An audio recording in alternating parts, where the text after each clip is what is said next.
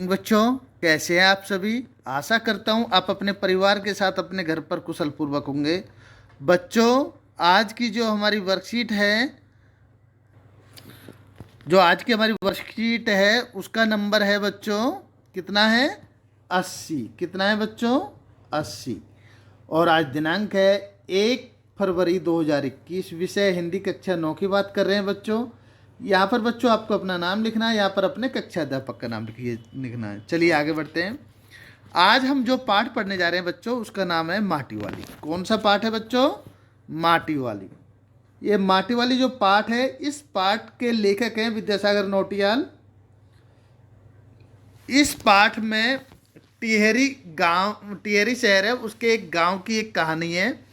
जब वहाँ पर बांध बनाया जाता है, बिजली की समस्या से संबंधित, और वहाँ के बांध का निर्माण किया जाता है, तो उस जगह के लोगों का पलायन होना संभव होता है।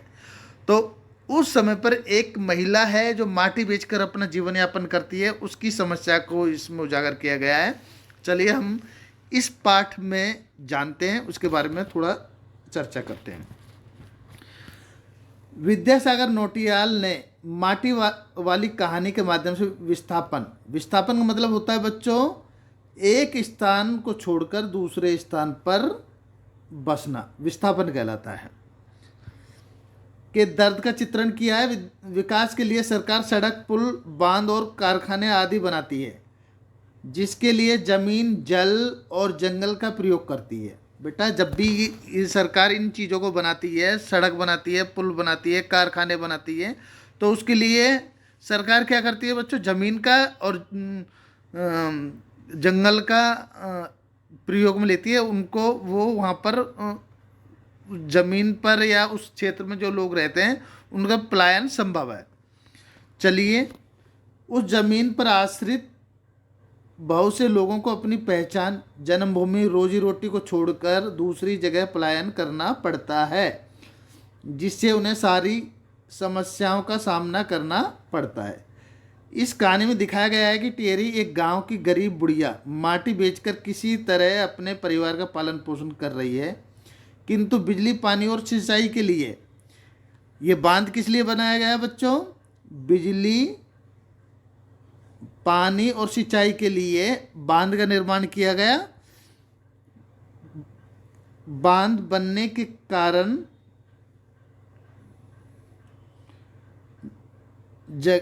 जगह को गांव के लोगों के साथ छोड़ना पड़ता है। गरीब और श्रमिक वर्ग किसी तरह से इस समस्या से जूझ रहा है। इसका चित्रण लेखक ने बहुत ही संवेदनशीलता और मार्मिकता से किया है। नीचे कहानी के अंश में हम कुछ पढ़ेंगे और उससे संबंधित कुछ प्रश्न है, उसके बारे में हम चर्चा करेंगे। चलिए आगे बढ़ते हैं बच्चों। चलिए बच्चों, आज हम ये कहानी शुरुआत करते हैं। कहानी की शुरुआत करते हैं, ध्यान से सुनेंगे बच्चों। शहर के सहमल का तप्पड़ मोहल्ले की और बने आखिरी घर की, कहाँ की चर्चा हो रही है बच्चों? ये शहर के सहमल का तप्पड़ मोहल्ले की ओर बने आखिरी घर की खोली में पहुंचकर उसने दोनों हाथों की मदद से अपने सिर पर रखा बोझा नीचे उतारा। मिट्टी से भरा एक कंटेनर, कनस्तर बोलते हैं कंटेनर को। क्या बोलते हैं बच्चों? कंटेनर का मतलब होता है कनस्तर। चलिए, टिहरी शहर में शायद ऐसा कोई घर नहीं होगा जिसे वह नहीं जानती हो, या जहां उसे नहीं जानते हो। घर के कुल निवासी वर्षों से वहां रहते घर के कुल निवासी वर्षों से वहां रहते आ रहे हैं। कोई प्रतिद्वंदी नहीं उसके बगैर तो लगता है। टिहरी शहर के कई एक घरों में चूल्हा का जलना तक मुश्किल हो जाएगा, वह न रहे तो। लोगों के सामने रसोई और भोजन कर लेने के बाद अपने चूल्हे चौके की लिपाई करने की समस्या पैदा हो जाएगी। भोजन जुटाने और खाने की तरह रोज़ एक समस्या घर में साफ लाल मिट्टी को हर हालत में मौजूद रहनी चाहिए। चूल्हे चौकों को लीपने के अलावा साल 2 साल में मकान के कमरों दीवारों की गोबरी लिपाई करने के लिए भी लाल मिट्टी की ज़रूरत पड़ती है। शहर के अंदर कहीं माटी खाना नहीं है। भागीरथी और भिलांगाना दो नदियों के तटों पर बसे शहर को मिट्टी इस कदर रेतीली है कि उसे चूल्हों और लिपाई का काम नहीं किया जा सकता। आने वाले नए नए किराएदार भी बार बार अपने घर के आंगन में उसे देख लेते हैं तो अपने आप माटी वाली के ग्राहक बन जाते हैं। घर घर जाकर माटी बेचने वाली नाटे कद की हरिजन बुढ़िया माटी वाली, ये इस बारे में, इसके बारे में बताया गया। अब इससे कुछ प्रश्न है बच्चों। पहला प्रश्न है, इस पाठ के लेखक कौन है? तो बच्चों जैसा कि हमने बताया था, इस पाठ के लेखक हैं विद्यासागर नौटियाल। माटी वाली कहाँ रहती है? तो माटी वाली का एक स्थान है, इसमें आया है बच्चों, ये शहर के सैमल का तप्पड़ मोहल्ले, आखिरी खोली, ये इसकी कहाँ रहते हैं? शहर के सैमल तप्पड़ मोहल्ले की आखिरी खोली में रहती है वो। ठीक है बच्चों। दूसरा प्रश्न है, माटी वाली क्या काम करते हैं? माटी वाली का काम है बच्चों माटी बेचना। क्या काम है? माटी बेचना। क्या काम करती है? माटी बेचना। तीसरा, आपके विचार से माटी वाली क्या उपयोग हो सकता है? मिट्टी का क्या उपयोग हो सकता है? बच्चों आपको पता है, जब पुराने समय में जब घर होते थे, लोग अपने घरों का लीपना पोतना चूल्हा चौका करना माटी के द्वारा ही होता था, और वो भी लाल मिट्टी का। इसका यही उपयोग है, घर को सुंदर बनाने और उसको सजाने के लिए माटी का उपयोग किया जाता है। माटी वाली की तरह जंगल और मिट्टी जीविका वाले लोगों के बारे में लिखिए। बच्चों जब भी हम किसी जंगल का देखें या किसी मिट्टी पर जीविका वाले लोग जो हैं उनके बारे में हम जानेंगे, तो जैसे सबसे पहले मिट्टी वाली के बारे में ले लेते हैं। जैसे मिट्टी किसी चीज़ का निर्माण हो, जैसे तालाब का हो, बांध का हो या और किसी चीज़ का हो, तभी इनका निर्माण किया जाता है।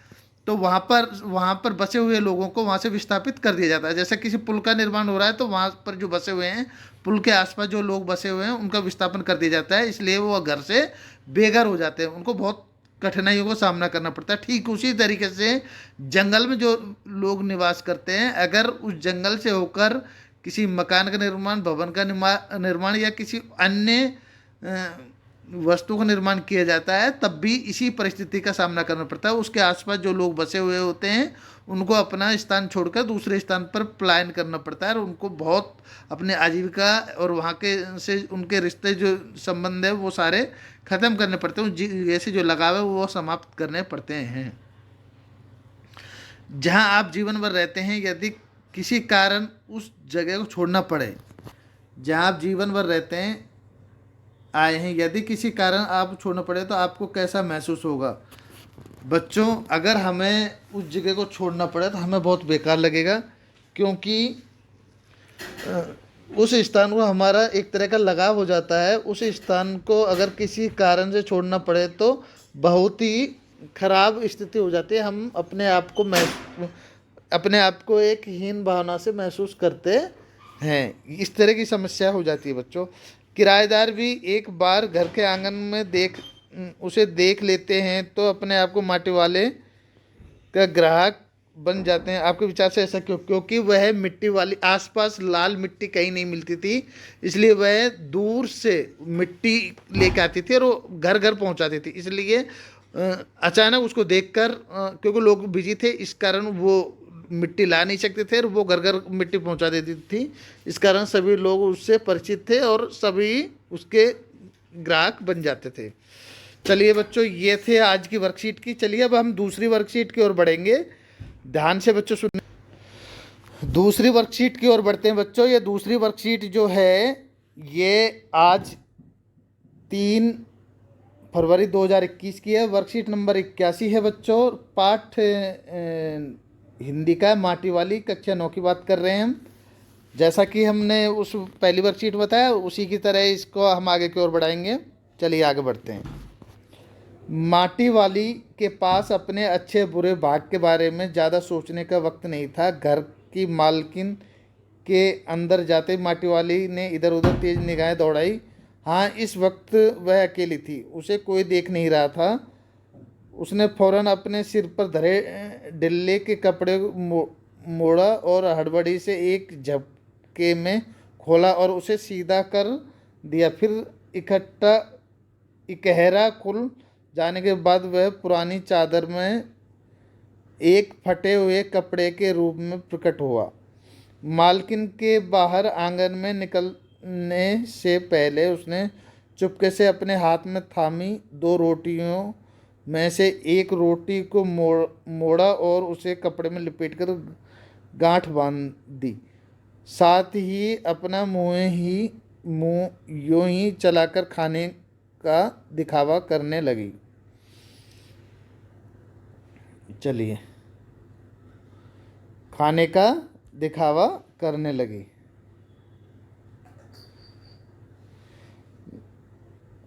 घर की मालकिन पीतल के एक गिलास में चाय लेकर लौटी। उसने वह गिलास बुढ़िया के पास जमीन में रख दिया। ले, सद्दाबासी साग कुछ है नहीं अभी, इसी चाय के साथ निकल जा। माटी वाले ने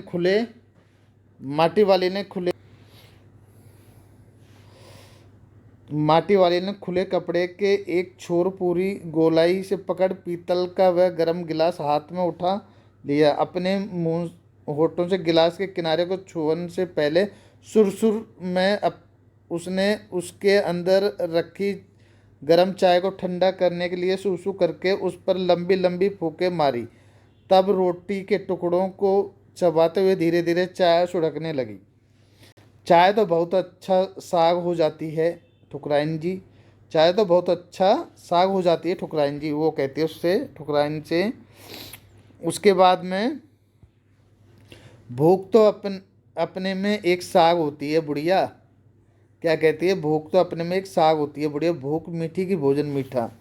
चलिए, ये पाठ हुआ। अब इसमें हम कुछ प्रश्न हैं उनकी ओर बढ़ते हैं। पहला, इस गद्यांश में माटी वाली ने बहुत अच्छा साग किसे कहा है? तो बच्चों, इसमें चाय को कहा है। माटी वाली के पास अपने अच्छे बुरे के बारे में ज़्यादा सोचने का समय नहीं था। क्यों? क्योंकि बच्चों, टिहरी शहर को सिर्फ माटी देने वाली वो माटी वाली थी। उसका घर शहर से दूर था, जिसके कारण वह प्रातःकाल निकल जाती और रात तक मिट्टी बेचकर घर तक पहुंचती थी। इसके कारण जब वह पहुंचती थी, इसके कारण उसे अच्छे बुरे भले सोचने के लिए वक्त ही नहीं होता था। चलिए, तीसरा प्रश्न है इसमें, मालकिन के अंदर चले जाने पर माटी वाले ने क्या किया? ऐसा करना उसके किस मजबूरी को दिखाता है? जैसे ही मालकिन अंदर चले गई तो उसमें मालकिन ने उसको 2 रोटी दी। तो एक रोटी उसने बाहर रखी, दूसरी रोटी को मरोड़ के कपड़े में बांध के और उस मिट्टी के बर्तन में रख लिया। इससे ये दिखाया जाता है कि उसकी घर की स्थिति बहुत ख़राब है और उसे एक एक रोटी इकट्ठा करने के लिए, अपने पेट पालन करने के लिए वो मिट्टी बेचती है और अपने परिवार का भरण पोषण करती है। इसमें यही दिखाया गया है बच्चों। चलिए, आगे बढ़ते हैं। भूख मीठी भोजन मीठा से क्या अभिप्राय? इससे बच्चों, भूख मीठी भोजन से गहरा संबंध है। क्योंकि अगर हमें भूख लगी हुई है तो कितना ही सूखी रोटी हो, खराब हो, वो भी हमें मीठी लगती है। अगर हमें अच्छा भोजन दिया जाए और हमें भूख नहीं है तो कितना ही स्वादिष्ट खाना हो, वो भी हमें बेकार लगता है, उससे भी हमारा मज़ा नहीं आता। इसीलिए बुजुर्गों ने कहा है कि भूख मीठी की भोजन, अर्थात भूख मीठी की भोजन का मतलब होता है स्वाद भोजन में नहीं बल्कि मनुष्य को लगने वाली भूख से होता है। चलिए, इस आधार पर आप माटी वाले के चरित्र को वर्णन कीजिए। माटी वाली के स्वभाव के बारे में आपको सबसे पहले तो बच्चों, इसमें ये प्रश्न बहुत ही महत्वपूर्ण है, आने लायक है, तो इसको सबसे पहले अंडरलाइन कीजिए।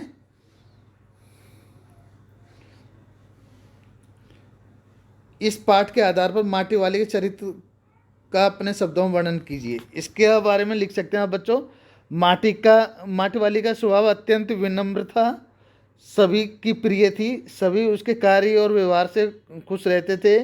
वह मेहनती थी, मृदुभाषिता थी, पति से प्रेम करती थी, व्यवहार कुशलता थी। इसी के बारे में यही लिख सकते हैं हम। यदि आप मालकिन की जगह होते तो आप माटी वाली के साथ कैसे व्यवहार करते?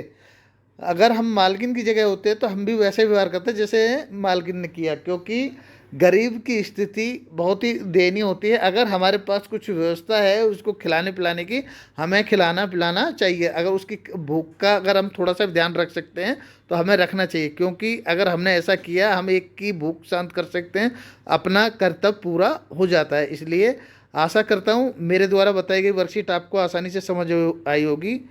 बच्चों ध्यान से इसको कीजिए और समझिए। थैंक यू, धन्यवाद। आपका दिन शुभ।